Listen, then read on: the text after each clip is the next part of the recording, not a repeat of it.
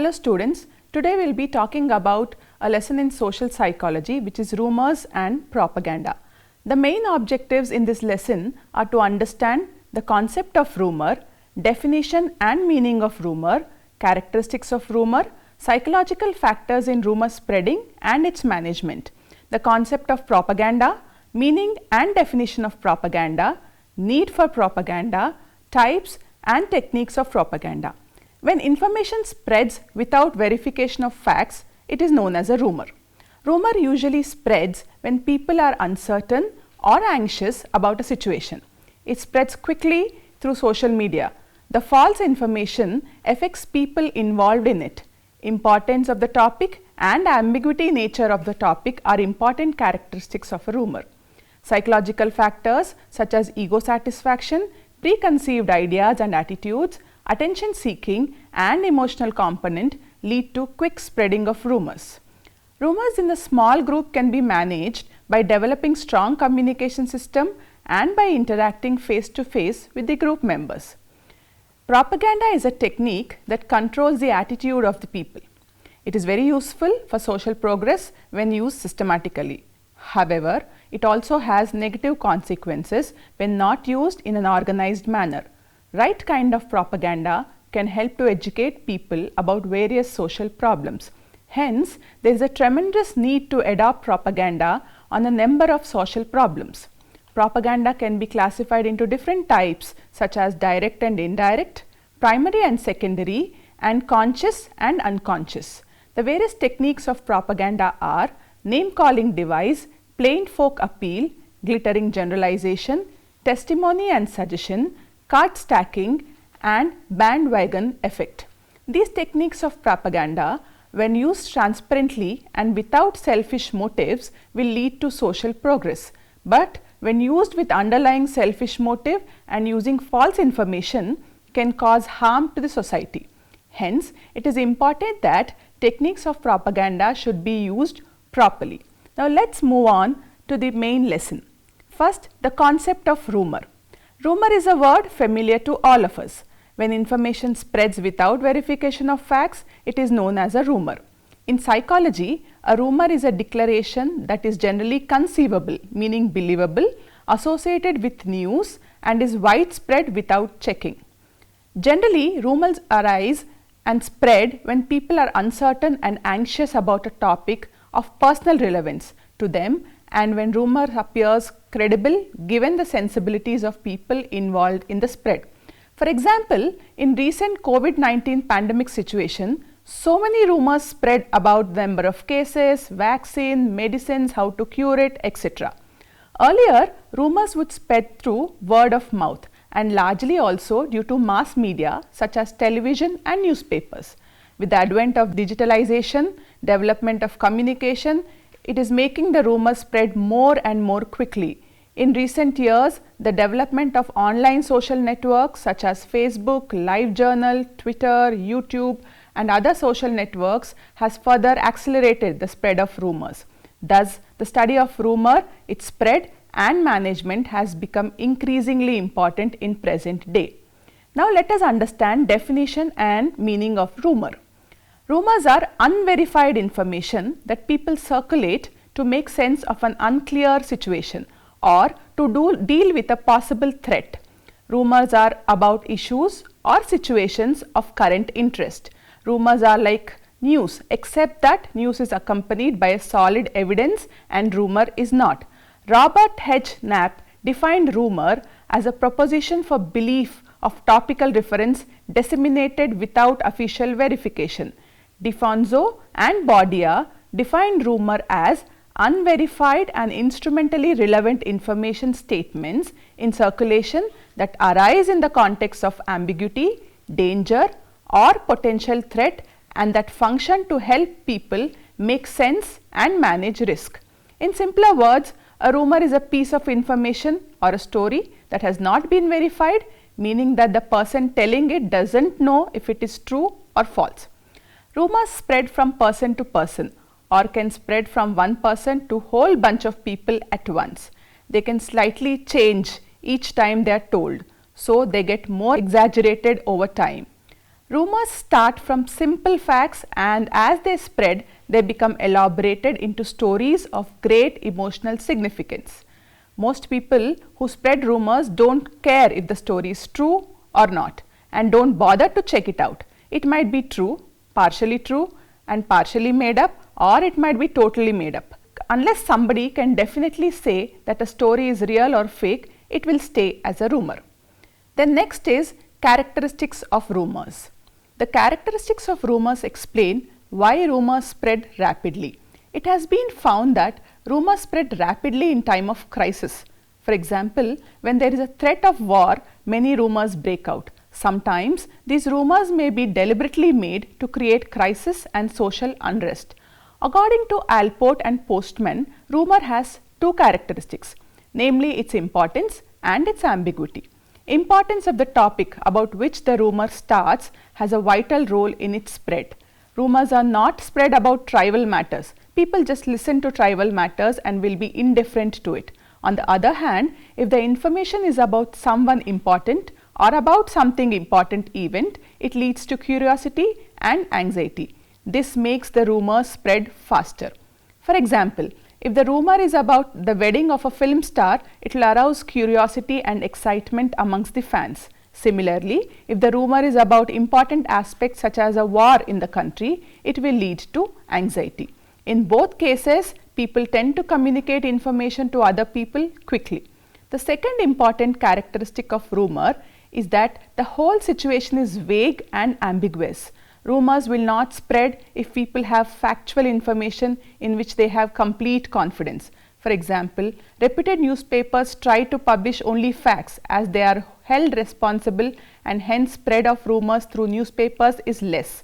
Whereas rumors spread faster through social media, as individuals using them often are not accountable to anyone. Rumors feed on ignorance and lack of information. This becomes more acute when people are troubled by situation of crisis and social unrest. They tend to fill the gaps in their knowledge with fancied explanations that lead to widespread circulation of rumors. Next, we will talk about psychological factors in rumor spreading. The first one is ego satisfaction.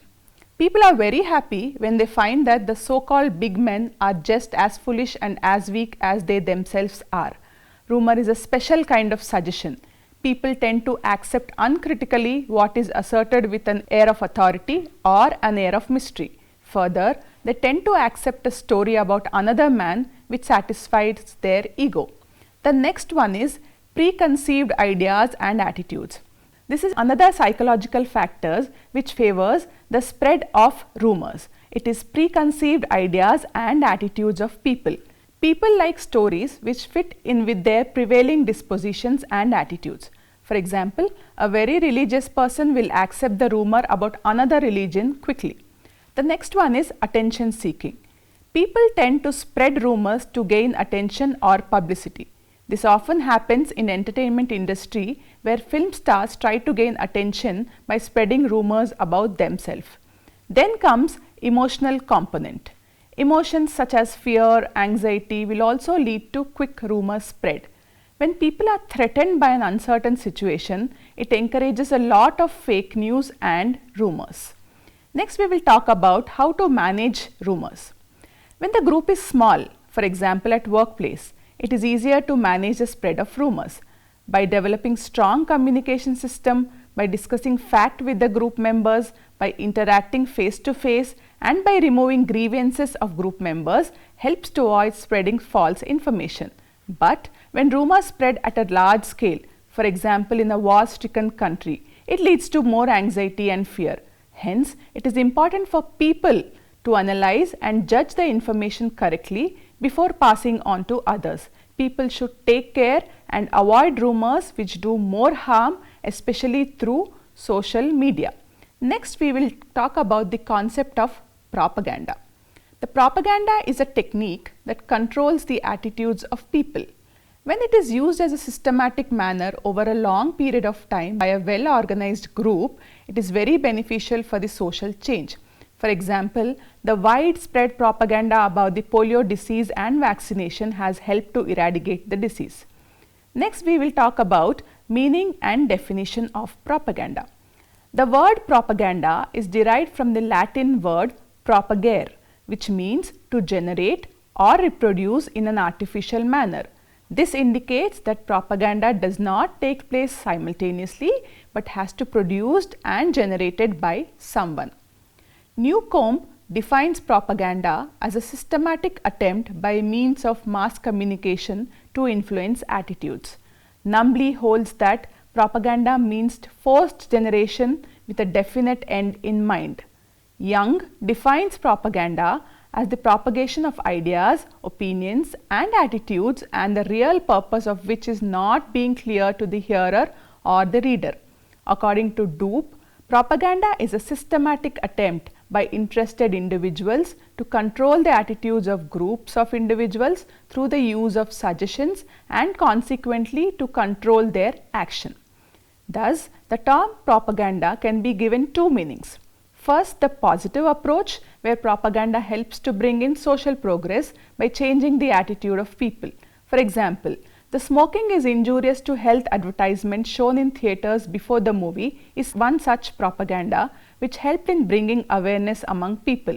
On the other hand, there is an adverse view regarding propaganda as an attempt to control behavior of individuals by misleading them, so that propaganda is looked upon as a means of spread falsehood. For example, at the time of election, the different political parties try not only to change the attitude but also to control action of people using propaganda. Some of these may be baseless and misleading. Then we come to need for propaganda. In spite of stigma attached to the concept of propaganda, it has lot of practical importance. Propaganda can be used to bring social change, to eradicate aspects such as gender bias, prejudice towards minorities and socially economically disadvantaged people. Right kind of propaganda can help to educate people about certain diseases like cancer, AIDS, etc. It can also bring awareness of aspects such as road safety, child abuse, domestic violence and other social problems. Therefore, Accident Prevention Weeks, International Women's Day, 5K or 2K runs are observed where people go on procession on roads with placards, banners and posters to draw attention of people. Radios and televisions also broadcast and telecast respectively various propaganda related materials to increase consciousness of people and change their attitude. So, there is tremendous need to adopt propaganda on a number of social issues and social behaviors. Propaganda should not be selfish interest and personal motive based and should not be confusing. It should not be linked with any kind of fear, pressure or favor. There are various types of propaganda. These types can be classified into 1. Direct and indirect, 2. Primary and secondary, 3. Conscious and unconscious. First is direct and indirect. In direct propaganda, the public is aware of the purpose of propagandist. For instance, propaganda campaigns taken up by government or voluntary social organization on family planning, prohibition, literacy, women's welfare, education for all, saving schemes, national integration, health care and protection from infectious diseases. All these come under the category of direct propaganda. Here, the purpose of propaganda is very clear and there is no selfish motive. People are aware of the objective of propaganda and it is transparent. Indirect propaganda refers to that type where people are not aware of the objective and purpose of the propaganda. It is concealed. The propagandists in this technique try to change the views, ideas, beliefs and attitudes of people in a very tactful and subtle manner as per their desire. For example, the national sentiments of patriotism are aroused among the fellow countrymen by national leaders during wartime for national integration. The purpose behind such propaganda is to persuade more and more people to join the army to save the country through the arousal of patriotism. Then comes primary and secondary propaganda. The propagandist tries to investigate and excite the attitudes and prejudices that already exist through primary propaganda. For example, the tension between the Hindu and Muslim, the upper caste and the lower caste continues from past into present. In secondary propaganda, however, no previous attitude, belief, prejudice or mental set is present. Through secondary propaganda, new tendencies and thoughts are set in the minds of people. Then comes conscious and unconscious propaganda. Conscious propaganda is done purposefully and with some intention, like propaganda made for a particular political party at the time of election. But in unconscious propaganda, the propagandist has no intention to propagate something. It appears accidentally and unknowingly. For instance, people like a particular political party and talk about it all the time. Here they have no intention to propagate but does it unintentionally. Then we move on to techniques of propaganda. In 1937, Clyde Miller started an Institute of Propaganda Analysis in New York. It was established before the last World War as a non-profit corporation for scientific research in methods used by the propagandist in influencing public opinion. The purpose of this organization was to make the public immune from propaganda and make them think and behave more rationally. The Institute of Propaganda Analysis focused on some methods of techniques used in propaganda. The techniques of propaganda widely used are discussed here. First is name calling device.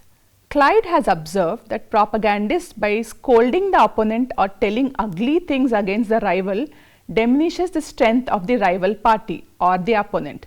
People of one political party speaking unfavorable things against the rival political party are a common scene during elections.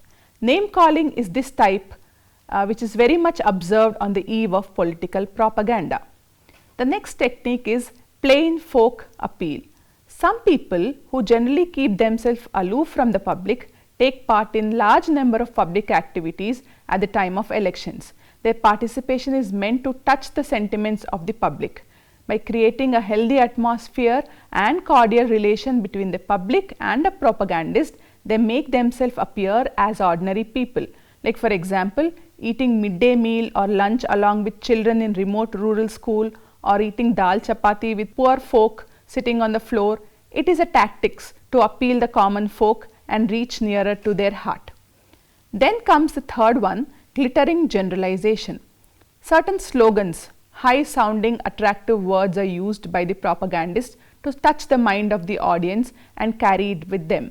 For example, slogans during the protests to save environment are "the solution is less pollution" or "conserve what our children deserve." With the help of these slogans, people are made aware of importance of the environment. But on the other hand, there are some slogans which are mere generalizations. Though they are catchy at the outset, actually these slogans are superficial and meant only to create a conflicting situation. For instance, one beverages advertisement slogan is "It's not for women." Another slogan, "What brown can do." This triggers racism.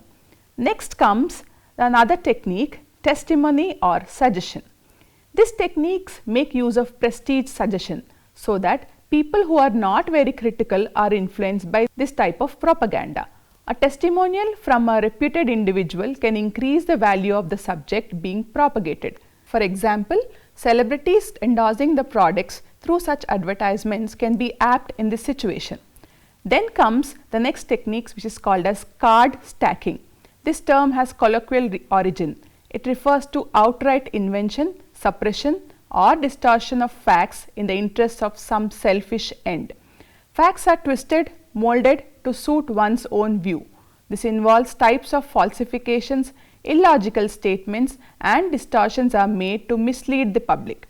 In the distortion technique, plain lies often work admirably, at least for the time being. The Pakistani press, radio, TV, media always try to project that India is making atom bombs and military preparations, and this is a real threat to sovereignty and independence of their country. Also, other medias of communication, including opinion polls, not based on correct sampling and large number of cases, try to spread false news and distort beliefs and attitudes of public. In industrial conflicts, for example, Newspapers unfriendly to labor unions may conceal the real facts and grievances of the laborers that actually prompted the strike. Instead, the newspaper may emphasize the unruly and rough behavior of employees towards the employers.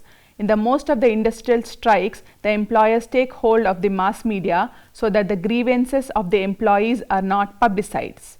Thus, the employees fail to gain the sympathy of the public and even of the other employees elsewhere, and completely opposite reaction in the public is noticed.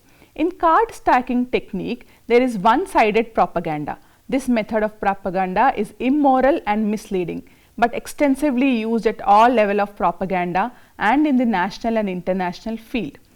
Then we talk about bandwagon effect. It is general tendency of people to go by majority opinion, particularly because majority opinion has the power of suggestions. They do not consider the merit of the case or issue in question. They think that since the majority of people are doing it, the action must be correct. The tendency to be with the victorious side leads to the success of the bandwagon technique. It is well known that few people like to be with the minority unless that is supposed to be an important way to make for a social cause or for maintaining the culture. Findings of a number of studies support the bandwagon technique as an effective method of propaganda. The view that most people change their opinion and attitude in the direction of what they believe to be majority sentiment rather than in the direction of the expert judgment is found to be correct. Thus, a person should be very clear in looking upon propaganda as a technique which could be used for good of the individuals and the group as a whole, or to mislead and exploit the individuals and the group as a whole. So, the fault here is not with the techniques of propaganda, but with the way in which certain individuals or group of individuals use these techniques for their own ends and not for the social progress. Now, let us talk about a case study which help us to understand how rumors can affect the individuals. Now, this case study is about Twitter account hack of Associated Press. On 23rd April 2013 Tuesday at 1:07 p.m., a Twitter post on official account of Associated Press with more than 2 million followers, one of the most influential American news agencies, reporting 2 explosions at White House allegedly causing President Barack Obama injured, shook up the world. Within a few minutes, the original tweet, breaking, 2 explosions in the White House and Barack Obama is injured, generated thousands of retweets with numerous uncontrolled variants and reaching millions across the world. When the other agencies verified this news, it was found that news of attack was fake and AP Twitter account had been hacked. The diffusion of the fake news of a terror attack panicked the Americans and people across the globe. Just after 1 minute at 1:08 p.m., the Dow Jones had a short-lived nosedive. The market dropped close to 150 points before it stabilized at 1:10 p.m. when news of AP account hacked began to spread. As a direct outcome, the Dow Jones plunging 147 points within 3 minutes, one of the notable drops in the points of its history. Just after the confirmation of Twitter hack of AP, the stock market recovered. However, by that time, the panic of the terrorist attack wiped away $136 billion in the equity market value. Nearly an hour later, a group of hackers identifying themselves as Syrian Electronic Army took the responsibility for the cyber attack in the support of Syrian President Bashar al-Assad. This incident, diffusing fake news across over cyberspace, creating panic and huge financial loss in real world, made the world to ponder upon the enormous damage caused by cyber propaganda. It raised concern world over on the possible new form of cyber attack with fake news, leveraging social media to generate mass hysteria and huge financial loss. The Twitter account hack of Associated Press left the world with the eyes wide open concerning the possible risk of security of social media resulting from identity theft. The event introduced the world to the potentially dangerous power and abuse of social media for damaging the real world, especially on the financial institutions and markets. Today we have spoken about a lesson on rumors and propaganda, which is part of social psychology. Rumor is a word which we all are familiar with. We all hear so many rumors every day. Today we have seen the definition and meaning of rumors, how rumors is spread, especially quickly and rapidly through social media, how it can be managed. Generally rumors are managed easily when the group is small, but when the group is large and the rumors are large scale, like it's on the whole country, it becomes important for all of us to judge which is correct and which is wrong, and only pass on information which is useful for others. Nowadays we are seeing so much of information which is more harmful than doing a good job. Then we spoke about propaganda. Propaganda is two ways. It can be positive if it is used properly in a systematic and organized manner. It can also bring about lot of negative consequences when it is used for selfish motives. Therefore, it is important that propaganda should be used properly and in an organized manner. There is evidence, and we have seen that propaganda has been used to bring about so much of social change and brought about awareness about many social problems in our country. For example, eradication of polio, awareness about AIDS disease was brought about by organized and systematic propaganda by government. It is also seen that during elections, political parties use these strategies of propaganda for their selfish motives to control the attitudes of the people. Therefore, again, it is important for people themselves to understand what is propaganda and whether it is used for the benefit of the society.